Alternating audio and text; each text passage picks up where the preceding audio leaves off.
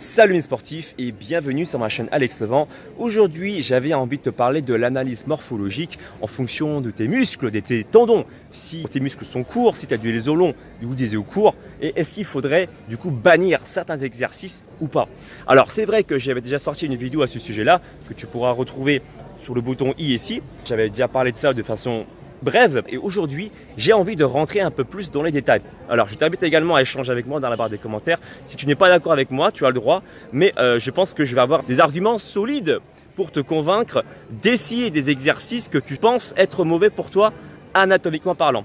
C'est parti. Alors, on va parler de l'exercice du squat. Moi, pourquoi je te parle de tout ça? Parce que pas plus tard qu'il y a 10 minutes environ, une personne m'a envoyé un mail pour savoir comment je travaillais afin d'effectuer des programmes sportifs. Alors, on m'a demandé si je faisais des analyses morphologiques, si je m'intéressais à la longueur des muscles, à la longueur des os, pardon, parce qu'il m'avait dit que la longueur des muscles, lui, il s'en fiche un petit peu, mais il s'intéresse particulièrement à la longueur des os. Alors, qu'est-ce que je lui ai dit à ce moment-là? Moi, je lui ai dit, écoute, la longueur des muscles, que tu aies des muscles courts ou des muscles longs, pour moi, ça ne définit pas personnellement un point faible. Pourquoi est-ce que je te dis ça? Regarde la taille de mon biceps. Mieux là, non? Là, on le voit bien. Alors, c'est un biceps qui est très court. Et pour autant, ce n'est pas du tout mon point faible. Un autre exemple très visible, je pense. Là. On voit. Ça, c'est mon mollet. D'accord? C'est mon mollet. Tu vois bien que là, le tendon, là, ici, il est très long. Le muscle, le corps musculaire est très court. Et pour autant, mon mollet, c'est loin d'être un point faible. C'est même plutôt un point fort. C'est pour ça que je te dis que c'est pas parce que ton corps musculaire, attends, je vais me déplacer pour pas qu'on voit le téléphone.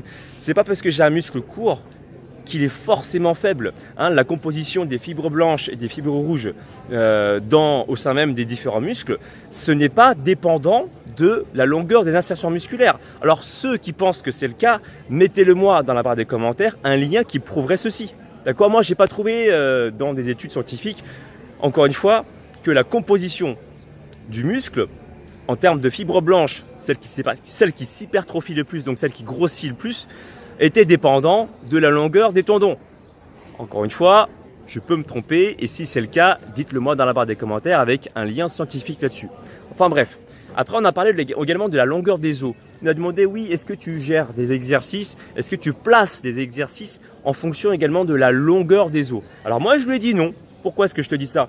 Il y a des spécialistes qui vont te dire que parce que tu as des fémur long, eh bien, tu ne ressens pas le travail au niveau des cuisses lorsque tu fais un squat. Alors, c'est vrai que anatomiquement parlant, ça peut s'expliquer. Alors, je te dis bien, ça peut s'expliquer. Pourquoi est-ce que je te dis ça? Quand tu fais un squat et que tu as des longs fémurs, tu auras tendance à vouloir pencher ton corps en avant, d'accord, quand tu descends. C'est comme ça. Alors, plus tu te penches ton corps en avant, plus tu mets ta position, tes fessiers en étirement et donc du coup, plus tu vas les solliciter. Alors, ça, c'est la partie théorique. Il y a des gens qui ont des longs fémurs et qui, pour autant, arrivent à bien ressentir le travail au niveau des cuisses. Alors, je te dis ça par rapport à mon expérience professionnelle. Moi, j'ai plus de 10 ans dans le domaine de la forme. Je suis coach sportif diplômé d'État depuis 10 ans et j'ai des clients qui ont des longs fémurs et grâce à une technique d'exécution bien particulière, en la faisant bien tout simplement, une bonne technique, une bonne position, avec un bon ressenti, une bonne proprioception musculaire, ils arrivent à ressentir les cuisses travailler. Et à l'inverse, je connais également des gens débutants qui ont des fémurs courts et qui n'arrivent pas à ressentir le travail au niveau des cuisses. Ça ne veut rien dire, parce que cette personne-là a moins d'expérience, elle ne sait pas bien se placer. Tu comprends? Donc il y a plusieurs facteurs à prendre en considération et on ne peut pas bâcler et zapper un exercice juste par un raisonnement anatomique. L'anatomie doit être utilisée justement juste pour comprendre pourquoi est-ce que tu as du mal, à la limite, mais pas pour zapper un exercice. Est-ce que tu vois ce que je veux dire? Il y a des spécialistes qui raisonnent de cette façon inversée. Moi, je ne suis pas forcément d'accord. On a le droit, chacun a le droit d'avoir sa propre méthodologie. En tout cas, moi, c'était la mienne. Je ne te cache pas, je ne suis pas d'accord avec ce type de raisonnement-là. Moi, je suis partisan de dire, essaie l'exercice. Si l'exercice, tu le fais bien techniquement, avec aucune erreur au niveau de la technique d'exécution, mais que tu n'arrives pas à ressentir l'exercice, à ce moment-là, oui, peut-être, change d'exercice. Par contre, si tu fais un exercice de squat et que tu as des longs fémurs et que tu arrives très bien à ressentir, par miracle peut-être, les cuisses, alors pourquoi est-ce que tu voudrais changer l'exercice? Parce que l'autre personne à côté t'a dit non, anatomiquement parlant, c'est pas intéressant. Non, n'écoute pas ça, d'accord? Encore une fois, l'anatomie, ça doit être un support pour vérifier et comprendre pourquoi tu n'arriverais pas à faire certains exercices et pourquoi tu aurais peut-être quelques facilités à faire d'autres exercices. C'est tout. Et c'est la même logique pour les développés couchés. Ceux qui ont des bras longs, ceux qui ont des bras courts, c'est connu, hein, les gens disent que quand tu as des bras longs, tu aurais du mal à faire l'exercice du développé couché pour ressentir tes pectoraux travailler. Alors moi je vais te dire un truc, je connais également des gens pareils qui ont des bras longs et qui pour autant ont un excellent ressenti au niveau des pectoraux. Et à l'inverse, je connais également des gens qui ont des bras courts et qui ne ressentent rien du tout au niveau des pectoraux. Encore une fois, tout dépend de plusieurs facteurs. Le facteur du ressenti, de la technique d'exécution, l'expérience, la proprioception, encore plein d'autres facteurs. Voilà. Et au final, dans tout ça, les personnes qui se prennent la tête à savoir est-ce que je dois faire cet exercice, est-ce que je ne dois pas le faire, ils polémiquent entre eux, ils écrivent des articles et tout ça. Mais en attendant, il y a des gens à côté qui s'entraînent. Et la chose la plus importante que j'ai envie de préciser, c'est que pendant que certains vont polémiquer à savoir ouais, est-ce que tu penses que toi c'est bien, est-ce que tu penses que c'est bien de faire du front squat, du hack squat, parce que j'ai des longs fémurs et tout, ils se posent la question, mais du coup ils ne pratiquent pas. À côté de ça, il y a des gens qui font l'exercice, ils ne se prennent pas la tête à savoir s'ils ont des longs fémurs ou des courts fémurs, ils font l'exercice, ils déclenchent du coup des résultats logiques parce qu'ils s'entraînent et ils le font bien.